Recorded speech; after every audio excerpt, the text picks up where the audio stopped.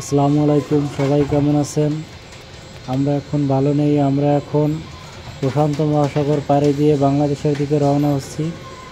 তো বন্ধুরা, দেখতেই পাচ্ছেন যে আমাদের জাহাজটি আসলে সমুদ্রে ঝড়ের কবলে পড়েছে। দেখতেই পাচ্ছেন কি পরিমাণে দুলতে আছে।